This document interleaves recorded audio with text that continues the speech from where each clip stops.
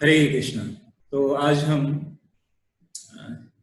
चर्चा करेंगे श्रील भक्ति विनोद ठाकुर के बारे में।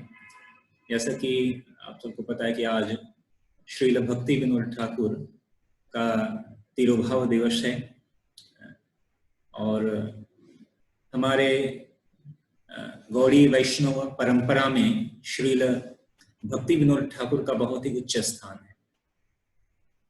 और जब आप गुरु परंपरा देखेंगे तो श्रील भक्ति विनोद ठाकुर का उसमें चित्र है गुरु परंपरा में। तो आज हम ऐसे परम वैष्णव आचार्य का जीवन चरित्र के बारे में थोड़ा सा हम चर्चा करेंगे। कहते हैं कि भगवान को अपने भक्तों का गुणगान सुनना बहुत अच्छा लगता है। भक्तिर भक्त जनप्रिय, ऐसा भगवान ने दुर्वासा मुनि को कहा। अहम भक्त पराधीनो अय स्वतंत्र इव द्विजः साधुभिर्ग्रस्त हृदय भक्तिर भक्त जनप्रिय, कि मैं अपने भक्तों के अधीन हूँ और भक्त की तो बात क्या कहते हैं, भक्तों का भक्त मुझे अतिशय प्रिय है। तो श्रील भक्ति विनोद ठाकुर जो है हमारे वैष्णव परंपरा के एक बहुत ही जो है परम आचार्य हैं। तो आज हम उनके जीवन चरित्र के बारे में थोड़ा सा चर्चा करेंगे। तो श्रील भक्ति विनोद ठाकुर का जो जन्म है वह उला ग्राम में हुआ 2 सितंबर 1838 ईस्वी में। दिन था रविवार, शुक्ल त्रयोदशी का दिन था। इनके पिताजी का नाम था आनंद चंद्र दत्त और माता का नाम था जगन मोहिनी देवी। तो भक्ति विनोद ठाकुर जो है वह प्रारंभ से ही बहुत ही कुशाग्र बुद्धि के थे। कितना प्रारंभ कि जब वो 2 साल की अवस्था में थे, ओनली 2 years, 2 साल की अवस्था में थे, तब से ही कहते हैं कि उनके मुख पर एक तरह से माता सरस्वती का निवास था कि वह जो भी कुछ बोलते थे। 2 साल में ही उन्होंने एक कविता लिखी। उन्होंने बंगाली में, एक बार की बात है कि उनके जो पिताजी थे वह घर से कहीं गए हुए थे, बाहर गए हुए थे। तो एक वहां पर घर में उनका एक कौवा आया और कौवा वहां पर बैठ गया। तो उस कौवे को देखकर 2 साल की अवस्था में जो है भक्ति विनोद ठाकुर ने एक पद्य बोला। क्या बोला? काक कल झिंगेरा फूल बाबा आस्ते नाड़े वसो। अब ये तो बंगाली भाषा में है। तो जैसे ही उस कविता को सुना तो वो कौवा वहां से जो है हटकर दूसरी जगह बैठ गया। तो मतलब उसका यह एक पर्याय क्या था कि भक्ति विनोद ठाकुर कहते कि हे कौवे को कह रहे थे कि मेरे पिताजी आने वाले हैं, इसलिए तुम यहाँ से रास्ता हटाओ, दूसरी जगह बैठो। और जैसे उन्होंने बोला तो कौवा वहां से उठकर दूसरी जगह ही बैठ गया। और तो इस प्रकार कहा जाता है कि वास्तविक रूप में वैकुंठ पुरुष हैं ये। जैसे 2 प्रकार के जीव होते हैं, एक होते हैं मुक्त जो है नित्य बद्ध और नित्य मुक्त। तो भक्ति विनोद ठाकुर क्या है? ये भगवान के पार्षद हैं ये लोग। तो ये मुक्त जीव हैं और यह केवल जो है हम जैसे पतित जीवों के उद्धार के लिए भगवान की आज्ञा से इस धराधाम पर प्रकट होते हैं। यह तो ऐसे भक्ति विनोद ठाकुर कहते हैं कि उनके मुख से जो भी निकल जाता है वह वैष्णव के मुख से निकला हुआ शब्द भगवान के निकले हुए शब्द से अभिन्न माना जाता है। क्यों? क्योंकि वैष्णव केवल वही बोलता है जो भगवान बोलते हैं, उसी को वह एज इट इज बोलता है। इसलिए इसे प्रभुपाद के कहते हैं, प्रभुपाद के जो शब्द है वह भगवान जो स्वयं बोले हैं, प्रभुपाद ने उसको सुनकर लिखा है ऐसा। तो जब 6 साल की अवस्था में हुए भक्ति विनोद ठाकुर, तो उस समय में ही उन्होंने रामायण और महाभारत जैसे ग्रंथ पर पूर्ण रूप से जो है अधिकार प्राप्त कर लिया था। 6 साल की अवस्था में रामायण महाभारत पर पूर्ण रूप में उनको अधिकार प्राप्त था, इतने बड़े ग्रंथ पर, दोनों ग्रंथों पर। और जब वो 9 साल के हुए तो उन्होंने ज्योतिष शास्त्र पर खोज करनी प्रारंभ कर दी। ज्योतिष शास्त्र पर 9 साल की अवस्था में ज्योतिष शास्त्र पर खोज करना प्रारंभ कर दिया। आप सोचिए, कहते हैं कि जब बचपन में जो है उनके वहां पे घर के आसपास एक बाग बगीचा था और वहां पर वो खेला करते थे, तो वहां पर उनके घर के पास एक घर में एक गार्ड रहता था, सिक्योरिटी गार्ड।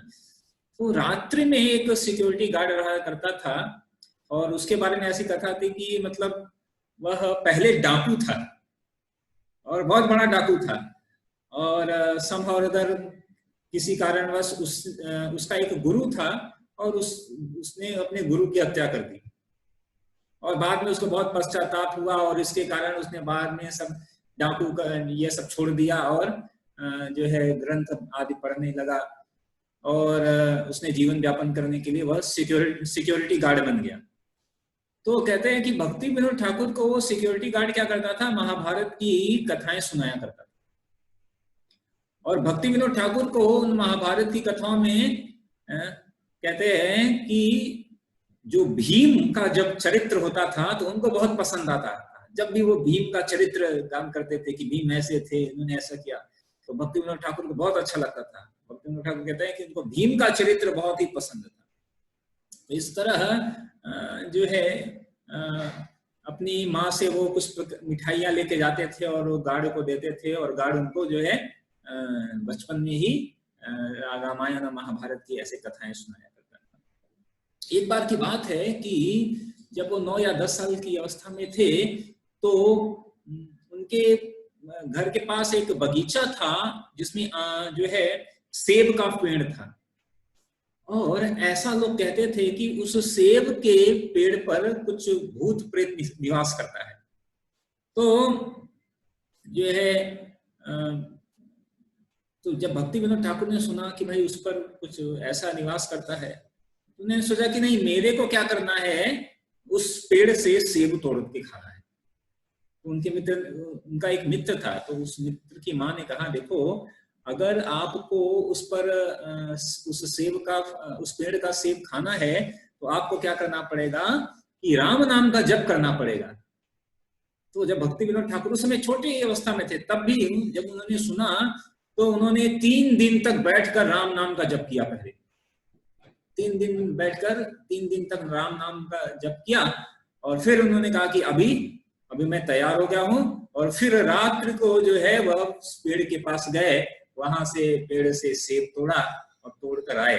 उनको कुछ हुआ नहीं, तो उनको यह विश्वास हो गया। तब से उनके हृदय में ऐसा हुआ, यह राम नाम की जो महिमा कितनी बड़ी है, उसका यह उनके हृदय में वह काफी गहरा पैठ उसका प्रभाव पड़ा, भगवान के नाम का महात्म का बचपन से। तो इस तरह जो है धीरे धीरे भक्ति विनोद ठाकुर बड़े हो रहे थे। तो कहते हैं कि उनकी अगर बाह्य दृष्टि से देखा जाए तो उनके भी जीवन में अनेकों प्रकार के उतार चढ़ाव आए। कहते हैं कि जब वो 8 साल के हुए तो उनका एक भाई था, उनके भाई की मृत्यु हो गई, और उनके मामा थे, उनकी मामा की मृत्यु हो गई। और पहले उनका घर बहुत ही धनाढ्य था, लेकिन धीरे धीरे उनके घर से धन चला गया। तो घर वाले ने सोचा कि भाई इतनी समस्या हो रही है, तो हम क्या करते हैं कि घर में लक्ष्मी लाते हैं। घर में लक्ष्मी लाते हैं मतलब उनका विवाह कर देते हैं। तो फिर ये जो होता है कि भाई जब कोई एक व्यक्ति और घर में आता है तो उसके भी भाग्य से कुछ लक्ष्मी आती है। तो जब 12 साल के हुए तो उनका विवाह हो गया। 12 साल की अवस्था में उनका विवाह हो गया, और उसके बाद जो है वह पढ़ाई करने के लिए गए। 14 साल के जब हुए तो उनके मामा जी थे काशी प्रसाद। तो काशी प्रसाद वो कलकत्ता में वहां पर पढ़ाई करने के लिए वहां पर गए। वहां पे एक उस समय इंग्लिश स्कूल था, तो वहां पर वो पढ़ाई करना किए, लेकिन काफी समय के वहां पे वो बीमार पड़ गए, और फिर बीमार पड़ गए तो वापस फिर जहां पर वीरनगर आ गए। और वहां पर एक फकीर आया करता था उनके घर पर, जिसका नाम था गोलक। तो गोलक फकीर ने भविष्यवाणी किया। गोलक फकीर ने भविष्यवाणी क्या किया, दो भविष्यवाणी किया भक्ति विनोद ठाकुर के सामने। उन्होंने कहा कि ओला ग्राम में, जहां पर भक्ति विनोद ठाकुर का जन्म हुआ है, कि यहाँ पर एक बहुत बड़ी महामारी आने वाली है और इस महामारी में पूरा गांव नष्ट हो जाएगा। और साथ ही साथ गोलक ने कहा यह जो बालक है, भक्ति विनोद ठाकुर को कहा कि यह जो बालक है यह एक महान वैष्णव बनेगा। ऐसा भविष्यवाणी जो एक फकीर वहां पे आया करता था गोलक, उसने किया। तो भक्ति विनोद ठाकुर जैसे जैसे बड़े हो रहे थे, उनका अनेकों प्रकार के साहित्य में उनका बहुत पकड़ थी। और ओला ग्राम में वहां पर एक देवी मंदिर था। तो भक्ति विनोद ठाकुर ने जो है ओला चंडी महात्म्य नाम का एक ग्रंथ लिखा, जिसके 12 वॉल्यूम निकाले, यानी 12 पुस्तक, ऐसा 12 वॉल्यूम का जो है ओली चंडी महात्म्य लिखा। और फिर 12 वॉल्यूम का उन्होंने क्या लिखा, सिकंदर और पोरस की लड़ाई, सिकंदर और पोरस की लड़ाई हुई थी ना, उसके ऊपर, मतलब इतिहास में भी बहुत अध्ययन किया उन्होंने। 12 वॉल्यूम का सिकंदर और पोरस की लड़ाई का ग्रंथ लिखा। 25 वॉल्यूम का उन्होंने विक्रम और बेताल के ऊपर कहानियां लिखी। विक्रम बेताल पुस्तक जो है उस पर 25 वॉल्यूम की पुस्तक लिखी। तो इस तरह वह अनेकों इस तरह की पुस्तकें लिखा करते थे। तो उनके वहां पर एक प्रोफेसर थे जिनका नाम था प्रोफेसर डेल। उन्होंने भक्ति विनोद ठाकुर को बुलाया और उन्होंने कहा कि आप ये जो लिख रहे हो, सिकंदर पोरस की लड़ाई और विक्रम बेताल और ये सब, यानी कि इस ग्रंथ को, इस साहित्य को लिखने से वास्तविक रूप में जनमानस को क्या फायदा, क्या होगा, इसका वास्तविक जनमानस को क्या फायदा होगा। तो भक्ति विनोद ठाकुर सोचने लगे कि वास्तविक रूप में ये सही कह रहे हैं, ये जो लिख रहे हैं यह साहित्य, इनसे जो है जनमानस को, एक जीवात्मा को क्या फायदा होगा। तो ऐसा वो काफी विचार करने लगे। और तो उनके मन में यह प्रभाव पड़ा कि नहीं, ये सब जो इतिहास और ये अनेकों कहानियां, यह लिखने का कोई अधिक औचित्य नहीं है। 1858 ईस्वी में उनके पिताजी की मृत्यु हो गई। और उसी समय पिता के मृत्यु के बाद जो है वह और अधिक अंतर्मुखी हो गए और सत्य की खोज करना उन्होंने प्रारंभ किया। और इसके लिए उन्होंने सारे प्रकार के धर्म ग्रंथों को पढ़ा, यहाँ बाइबल पढ़ा, कुरान पढ़ा और अनेकों प्रकार के ग्रंथ पढ़े। जब वो 18 साल के हुए तो उनकी बहन की भी मृत्यु हो गई। ओला ग्राम में वो क्या कहते हैं, गोलक फकीर ने भविष्यवाणी किया था ना, तो हैजा फैल गया ओला गांव में और उस हैजा महामारी से उनकी बहन की मृत्यु हो गई। और इस तरह संपूर्ण जो गांव जो है वह नष्ट भ्रष्ट हो गया। जब धीरे धीरे जब और बड़े हुए तो सन 1857 ईस्वी में जो है वह करीब 19 साल या 20 साल के लिए होंगे, तो उन्होंने एक नौकरी किया, एक चीनी व्यापारी की।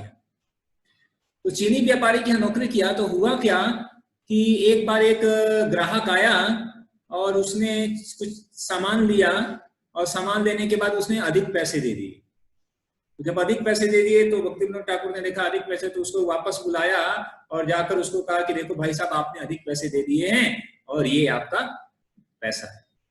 तो जो व्यापारी था उसने कहा अरे भाई तुम जो है आप नौकरी छोड़ दो, क्योंकि आप के अंदर व्यापारी का गुण नहीं है, आप व्यापार नहीं कर सकते हो, क्योंकि व्यापारी कभी आए हुए पैसे को वापस नहीं देता है। तो उन्होंने फिर वो नौकरी छोड़ दी, अभी ठीक है, अभी ये मेरे काम का नहीं है। तो फिर 1858 ईस्वी में उनके दादाजी की खबर आई कि उनके दादाजी बहुत बीमार हैं। उनके दादाजी ने खबर बताया कि अभी मेरी मृत्यु होने वाली है, तो उनको कहा कि आप आ जाओ मिलने। तो जैसे ही ऐसी खबर आई तो वो गए, और जब वहां पे गए तो देखे कि दादाजी जो है आराम से बैठे हुए हैं। तो उन्होंने कहा दादाजी अरे आपने मुझे बुलाया कि आप मतलब आपकी मतलब बीमार है और मृत्यु होने वाली है। तो उनके दादाजी ने कहा कि देखो जो है आज से 2 दिन के बाद मेरी मृत्यु होने वाली है, मैं 2 दिन के बाद यह शरीर छोड़ने वाला। उनके दादाजी भी बहुत बड़े विद्वान थे और ज्योतिष भी थे।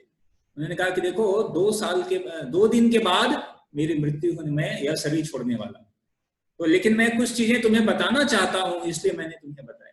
कि दादाजी ने उनको बताया कि अभी जीवन में ये जो उथल पुथल चल रही है आपके समस्या, 27 साल तक यह समस्या चलती रहेगी। और फिर उनके दादाजी ने और भविष्यवाणी की। उन्होंने कहा कि उसके बाद आप जो है एक बहुत बड़े प्रकांड विद्वान और वैष्णव आप बनेंगे। तो दूसरी बार यह भविष्यवाणी, एक बार इससे पहले जो है वो फकीर ने किया था भविष्यवाणी, इस बार उनके दादाजी ने पुनः यह भविष्यवाणी किया कि ये एक बहुत बड़े जो है वैष्णव बनेंगे। और फिर 2 दिन के बाद, उसके बाद उनके दादाजी ने जो है खाना पीना कम कर दिया और पूर्ण रूप से भगवान का भजन करने लगे और 2 दिन के अंदर ही उन्होंने शरीर छोड़ दिया। तो उसके बाद जो है 1859 ईस्वी में उन्होंने शिक्षक की परीक्षा दी और परीक्षा उन्होंने पास किया और पास करने के बाद उन्होंने नौकरी ग्रहण की।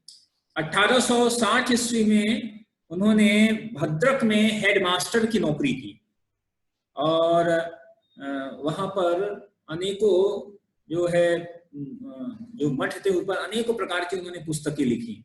और उसी समय राजा राम मोहन राय उस समय तत्कालीन उस समय थे, तो राजा राम मोहन राय ने ब्रह्म समाज की स्थापना की और जो है यह इन्होंने उस समय ब्रह्म समाज के बारे में भी थोड़ा देखा कि क्या चल रहा है, लेकिन उन्होंने अनेकों उसको ब्रह्म समाज जो है उसको उसके सिद्धांतों को अनेक प्रकार से उन्होंने कट किया।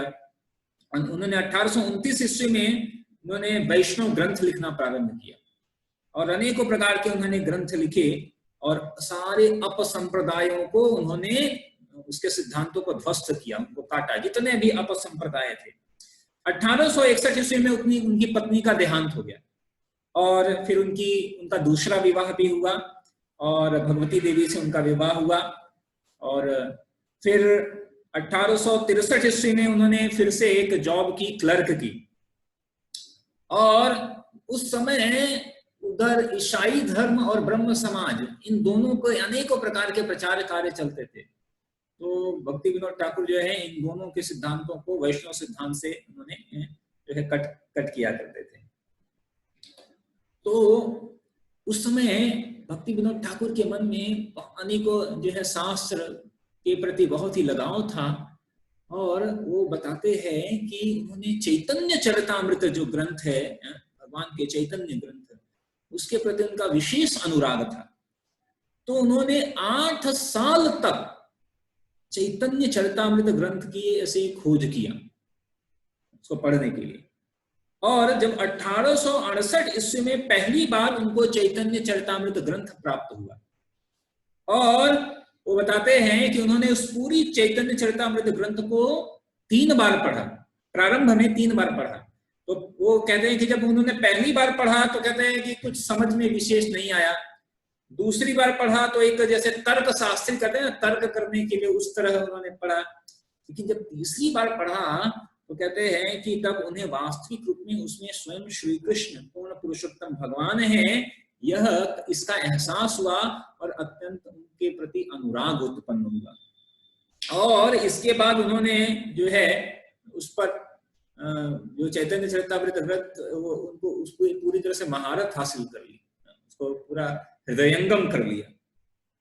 और उन्होंने जो है महाप्रभु के गुणगान पर एक कविता लिखी जिसका नाम था सच्चिदानंद प्रेम अलंकार।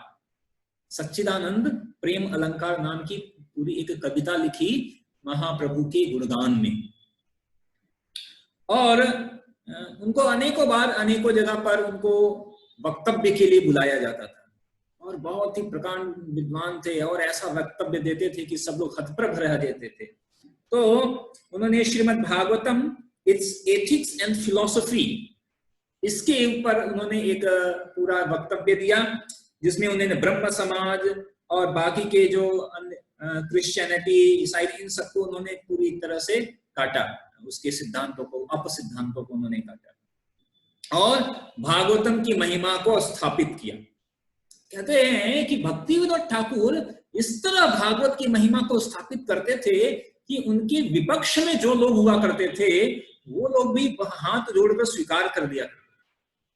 मतलब इस तरह मधुरता से वो काटते थे, उनके अपसिद्धांतों को काटते थे कि अपने जैसे विपक्षी है ना, किसी विपक्षी को इतनी मधुरता से और शालीनता से वो हरा देते थे कि विपक्षी भी जो है वो हार मान लेता था और ईर्ष्या नहीं करता था। ऐसा चतुर जो है बहुत ही कुशल थे भक्ति विनोद ठाकुर। फिर वह 1869 ईस्वी की एक बहुत प्रसिद्ध घटना है कि वह चंपारण में गए, और चंपारण आपको पता होगा कि वहां पे अनेक प्रकार के वहां डाकू रहा करते थे। तो एक डाकू था, वह डाकू क्या किया करता था कि वहां पर एक वृक्ष था और उस वृक्ष में एक ब्रह्म राक्षस रहा करता था। तो वह डाकू जो है उस ब्रह्म राक्षस के साथ मिलकर डाका डाला करता था, मतलब उसने ब्रह्म राक्षस से एक तरह से मित्रता कर ली थी। तो वह अनेकों प्रकार के डाका डालता था, अगर पुलिस इसे पकड़ के भी ले जाती थी तो वह जो ब्रह्म राक्षस जो है वह ऐसा प्रभाव करता था कि कोई उसका कुछ बिगाड़ नहीं पाता था। तो जो है जो भक्ति विनोद ठाकुर को जब ये बात पता चली तो भक्ति विनोद ठाकुर गए और उन्होंने वहां पर भागवत ग्रंथ को रखा और भागवत ग्रंथ का पाठ करना शुरू कर दिया। और उस पेड़ के नीचे जैसे उन्होंने भागवत 3 दिन तक भागवत ग्रंथ का पाठ किया तो कहते हैं कि वह जो पेड़ है वह पेड़ टूटकर गिर गया और जो वहां पे जो ब्रह्म राक्षस था वो ब्रह्म राक्षस वहां से जो है हमेशा के लिए उसकी मुक्ति हो गई, वह समाप्त हो गया। और बाद में वह जो डाकू था वह डाकू भी पकड़ा गया क्योंकि उसके बाद जो ब्रह्म राक्षस समाप्त हो गया। तो जो भक्ति विनोद ठाकुर इतने बहुत प्रसिद्ध थे। 1871 ईस्वी में जो है, यह घटना कब की है मैं बताना भूल गया कि करीब 1864 ईस्वी में उन्होंने डिप्टी मजिस्ट्रेट रजिस्ट्रार की और उसके बाद डिप्टी मजिस्ट्रेट की नौकरी ज्वाइन की, मतलब मजिस्ट्रेट बन गए थे उस समय। और कहते थे कि वह इस तरह केस जैसे होता ना कि एक दिन में सैकड़ों केस निपटाया करते थे। आजकल होता है कि भाई जज है और एक दिन में एक केस या 2 केस, वह एक इतने कुशल थे कि एक दिन में सैकड़ों केस का समाधान कर दिया करते थे। और हालांकि उस समय अंग्रेजों का जमाना था, लेकिन अंग्रेज लोग भी देखकर इतने हतप्रभ रहा करते थे कि ये व्यक्ति कैसा है कि एक दिन में ऐसे ऐसे केस, जो जटिल से जटिल केस को जो है मिनटों में उसको जो है सुलझा दिया करते थे। तो उनको जहां भी समस्या होती थी तो भक्ति विनोद ठाकुर को सामने लाया जाता था कि इनको दिया जाए और वो केस को ऐसे निकाल दिया करते थे। 1871 में वो पहली बार जो है जगन्नाथपुरी गए और वहां पर भगवान जगन्नाथ का दर्शन किया और फिर हरिदास ठाकुर की समाधि पे गए और वहां पर उन्होंने एक कविता लिखी हरिदास ठाकुर की समाधि पर, जिसका नाम था सारग्राही वैष्णव। और जो है इस प्रकार धीरे धीरे और भक्ति प्रगाढ़ उनके हृदय में होती जा रही थी। फिर उसके बाद उड़ीसा गांव में जो है उस समय अनेकों प्रकार के अपसंप्रदाय फैल रहे थे और उसी समय वहां पर एक व्यक्ति था जो कहता था कि मैं स्वयं विष्णु का अवतार हूं, और कभी वह कहता था कि मैं ब्रह्मा और शिव, और ब्रह्मा शिव विष्णु इन दोनों का अवतार हूं मैं, ऐसा।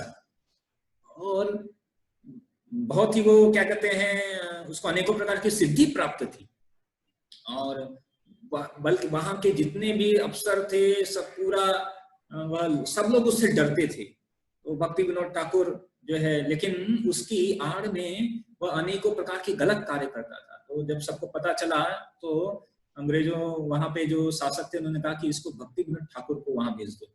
तो भक्ति विनोद ठाकुर वहां पर गए और भक्ति विनोद ठाकुर ने उसको पकड़ा और जेल में डाल दिया। तो वह अनेकों प्रकार के तंत्र मंत्र करके ऐसा किया कि भक्ति विनोद ठाकुर जी बीमार पड़ गए और उनको हृदय में पीड़ा होने लगी, यहाँ तक कि उनके घर वालों को खून की उल्टियां होने लगी। तो सब लोग ने कहा कि अरे अरे इसको छोड़ दो, ये तो जो है स्वयं वास्तविक में भगवान है। भक्ति विनोद ठाकुर ने कहा नहीं, भक्ति विनोद ठाकुर ने कहा कि मैं मर जाऊंगा लेकिन मैं इसको छोड़ूंगा नहीं। और फिर भक्ति विनोद ठाकुर जी ने जो है वह भागवतम पढ़ना प्रारंभ किया और कहते हैं कि जो इस तरह के मायावी और सिद्ध प्राप्त व्यक्ति हैं, उनकी जो सिद्धि होती है, तंत्र की सिद्धि होती है, उनके बालों में होती है।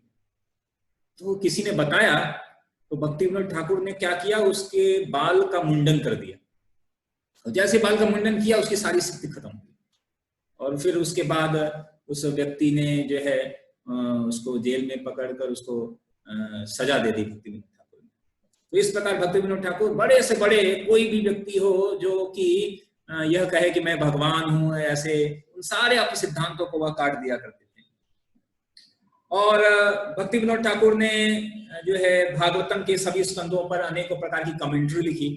आप सोचिए, हम भागवत के जो स्कंद है एक बार पढ़ना मुश्किल होता है, उन्होंने उसको पढ़कर उसके ऊपर जो है स्वयं की कमेंट्री लिख दी। ऐसा प्रकांड विद्वान थे भक्ति विनोद ठाकुर। तो एक बार की बात है कि बंकिम चंद्र चटर्जी 1884 ईस्वी में उन्होंने एक ग्रंथ लिखा कृष्ण चरित्र, बंकिम चंद्र चटर्जी, और उन्होंने भक्ति विनोद ठाकुर को दिया कि आप इसमें देखिए कुछ गलती है तो एडिटिंग कर दीजिए। भक्ति विनोद ठाकुर ने उस ग्रंथ को लिया और पढ़ा और उसको एडिटिंग कर दिया। कितना एडिटिंग किया? 94% ग्रंथ ही बदल दिया। इतनी एडिटिंग की कि 94% बदल दिया, क्योंकि उन्होंने एक ऐसा ग्रंथ लिखा था कि भगवान कृष्ण को भगवान के रूप में उसमें प्रयुक्त नहीं किया था। भक्ति विनोद ठाकुर ने ऐसी एडिटिंग की कि 94% बदल दिया ग्रंथ ही और वापस दिया। तो बंकिम चटर्जी ने देखा कि अरे ये तो मेरा ग्रंथ तो लगता ही नहीं। उन्होंने कहा कि आपने मेरे को एडिटिंग करने के लिए दिया था तो मैंने कर दिया। तो इस तरह वह मतलब डरते नहीं थे कि भगवान के को कहा, जहां पर भी उनके बारे में भगवान को पूर्ण पुरुषोत्तम के रूप में स्वीकार नहीं किया है तो उसको बहुत ही कड़ाई से वो कहते थे कि नहीं, जो है कृष्ण ही पूर्ण पुरुषोत्तम भगवान है।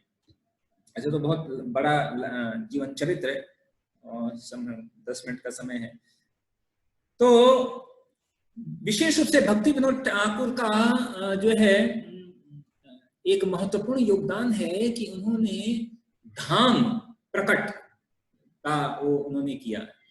अभी मायापुर में जो चैतन्य महाप्रभु का जन्मस्थली है योगपीठ, चैतन्य महाप्रभु के जाने के बाद वह विलुप्त हो गया था। किसी को पता नहीं था कि यह चैतन्य महाप्रभु का जन्म कहाँ हुआ है। तो भक्ति विनोद ठाकुर जो है उनको था कि किसी तरह उनको कहाँ पर चैतन्य महाप्रभु का जन्म हुआ है उनको खोजना था। तो कहते हैं कि जब वो नवद्वीप गए तो वहां पर जो है उन्होंने देखा कि एक ऐसा जगह है जहां पर ऐसे प्रकाश पुंज जैसा निकल रहा है। और जब वहां पर जाकर देखा तो देखा कि वो एक जमीन थी, मुसलमान की जमीन थी, लेकिन वहां पर तुलसी उगा करती थी अपने आप। तो भक्ति विनोद ठाकुर गए, सर्च किए। लोगों का मानना था कि जो है फिर उन्होंने भक्ति रत्नाकर चैतन्य भागवत ग्रंथ लिखा तो उसमें लिखा था नवद्वीप मध्य मायापुर स्थान जहां जन्म चैतन्य भगवान। तो उन्होंने कहा कि नहीं, या वास्तविक रूप में यहीं पर चैतन्य महाप्रभु का जन्म हुआ है। फिर उन्होंने इसकी पुष्टि करने के लिए अपने जगन्नाथ दास बाबा जी महाराज को बुलाया, अपने गुरु। जगन्नाथ दास बाबा जी महाराज उस समय 140 साल के थे और उनका जो सेवक था वो टोकरी में उनको बिठाकर, टोकरी के अंदर बिठाकर लेके आया करता था। और यहाँ तक कि उनकी आंखें खुलती नहीं थी, ऐसे कोई आंख ऐसा करता था तब वो देखते थे, इतना जो है बूढ़े हो गए थे। तो जब जगन्नाथ दास बाबा जी महाराज को उस स्थान पे लाया तो जगन्नाथ दास बाबा जी महाराज टोकरी में से उछल के नीचे आ गए और बोले कि यही वास्तविक रूप में यही निमाई जन्म स्थान, यही निमाई जन्म स्थान। तो तुरंत ही जगन्नाथ बाबा जी महाराज ने भी उसकी पुष्टि कर दी और फिर उन्होंने जो है फिर वहां पर, अभी हम जहाँ पर जाते हैं योगपीठ स्थान पर, यहाँ पे चैतन्य महाप्रभु का स्थान है, वास्तविक रूप में भक्ति विनोद ठाकुर ने ही उस सारे स्थानों का खोज किया, अन्यथा वो विलुप्त हो गया था। लोग दूसरी जगह पर बताते थे कि चैतन्य महाप्रभु का जन्म स्थान गंगा के उस पार हुआ है, इस पार हुआ है, ऐसा। तो अनेकों प्रकार के ग्रंथ लिखे उन्होंने, जो है नवदीप महात्म्य, परिक्रमा खंड, नवदीप तरंगिणी, इसके अनेकों प्रकार के ग्रंथ लिखे और योगपीठ में मंदिर का निर्माण भी उन्होंने ही करवाया। और अब हम देखते हैं कि उनका जो प्रतिदिन का जीवन, जो दिनचर्या थी भक्ति विनोद ठाकुर की, वो क्या थी। आप उसको देखेंगे तो आप आश्चर्य में पड़ जाएंगे कि भक्ति विनोद ठाकुर की दिनचर्या क्या थी। कहते हैं कि भक्ति विनोद ठाकुर जो है पूरे दिन में जैसे 8 से 10 बजे, जैसे अभी रात्रि के 8 से 10 बजे वो 2 घंटे विश्राम करते थे और फिर 10 बजे उठ जाया करते थे रात को, और 10 बजे से लेकर, ठीक है, सुबह 4 बजे तक वह ग्रंथ लिखा करते थे और फिर 4 बजे से लेकर 4:30 बजे आधे घंटे के लिए वो आराम किया करते थे और फिर 4:30 से लेकर 7 बजे तक वह माला किया करते थे और फिर 7 बजे से लेकर 7:30 बजे तक, क्योंकि वह मजिस्ट्रेट थे तो अनेकों पत्र आया करते थे, तो उस पत्र का जवाब दिया करते थे, करस्पॉन्डेंस किया करते थे। फिर 7:30 से लेकर 9:30 बजे तक फिर शास्त्र का अध्ययन किया करते थे। फिर 9:30 से लेकर 10 बजे तक वह उसमें नहाना और प्रसाद पाना। प्रसाद क्या पाते थे? आधा ग्लास जो है मिल्क, फ्रूट और 2 चपाती। और फिर 10 बजे से 1 बजे तक वो कोर्ट जाया करते थे, मजिस्ट्रेट की अपनी नौकरी करते थे। फिर 1 से 2 जो है वो घर पे आके थोड़ा विश्राम और रिफ्रेशमेंट ऐसा किया करते थे और फिर जो है 2 से 5 फिर से कोर्ट, और 5 बजे आकर 5 से 7 2 घंटे वो ट्रांसलेशन किया करते थे संस्कृत शास्त्र को बंगाली में। फिर 7 से 8 फिर जो है नहाना, प्रसाद खाना। अब ये सोचो, कुल मिलाकर अगर कैलकुलेट करें तो कितने घंटे सोते थे? 3 घंटे सोते थे। लिखते कितने घंटे थे? 8.5 घंटे शास्त्र लिखते थे, 4.5 घंटे जपा और स्टडी किया करते थे और 6 घंटे का जॉब। ठीक है, मतलब पूरा इस तरह। तो इसलिए कहते हैं कि जो लोग कहते हैं ना कि विशेष रूप से वह गृहस्थ होते हुए भी किस तरह से अपना जीवन को जो है उन्होंने किया था, ढाला था कृष्ण भावनामृत में, वह बहुत ही आश्चर्य की बात है, बहुत ही आश्चर्य की बात है। तो ऐसे जो भक्ति विनोद ठाकुर कहते हैं कि वह वास्तविक रूप में कमल मंजरी है, भगवान की नित्य लीला में वह कमल मंजरी है। तो ऐसे भक्ति विनोद ठाकुर का आज तिरुभाव दिवस है, तो हम सभी प्रार्थना करेंगे भक्ति विनोद ठाकुर से कि हमें भी कृष्ण भक्ति का अंश प्रदान करें। ठीक है, समय तो समाप्त हो गया है बस। नमो भक्ति विनोदाय सच्चिदानंद नामिने। तो ऐसा हम प्रार्थना करते हैं भक्ति विनोद ठाकुर के चरणों में। श्रील भक्ति विनोद ठाकुर महाराज की जय, श्रील प्रभुपाद की जय।